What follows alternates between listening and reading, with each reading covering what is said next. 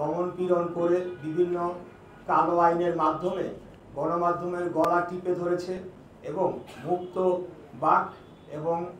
আমাদের যে কথা বলার স্বাধীনতা সেটিকে হরণ করেছে, ঠিক তখন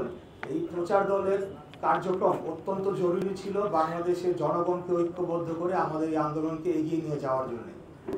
এই প্রচার দল বাংলাদেশে এখন যেহেতু মেইন স্ট্রিম মিডিয়া গণমাধ্যম স্বাধীনভাবে কাজ করতে পারছে না, সাংবাদিকদের উপর নির্যাতন নিপীড়ন চালানো হচ্ছে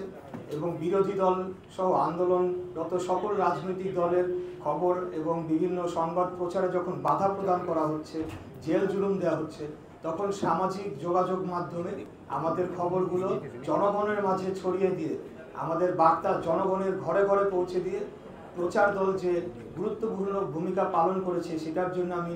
এই প্রচার দল সহ বিশেষ করে আমাদের প্রচার দলের যিনি দায়িত্বে রয়েছেন মাহফুজ ভাই, তাকে আন্তরিকভাবে ধন্যবাদ জানাতে চাই আমাদের সকলের জনগণের পক্ষে। আমি আর বক্তব্য দীর্ঘায়িত করবো না। আমি অত্যন্ত আনন্দিত যে আজকে আপনাদেরকে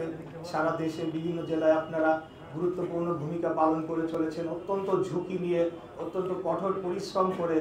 তীব্র রোদ, বিভিন্ন আমাদের যে আবহাওয়া, এগুলোকে উপেক্ষা করে বা এটার মধ্যেও যে আপনারা আমাদের যে বিভিন্ন প্রোগ্রামগুলো হয় সেটা আপনারা যে ধরনের কাভারেজ দিচ্ছেন, যেভাবে প্রচারণা দিচ্ছেন, আমি আপনাদের অনুরোধ জানাবো যে আগামী দিনে আপনারা এই ধারা অব্যাহত রাখবেন, যাতে করে এই প্রচার দলের মাধ্যমে আমরা আমাদের বার্তা জনগণের ঘরে ঘরে পৌঁছে দিয়ে জনগণকে সংগঠিত করে বাংলাদেশে আবার গণতন্ত্র পুনরুদ্ধার করতে পারি। সবাই ভালো থাকবেন, আমার জন্য দোয়া করবেন। আসসালামু আলাইকুম।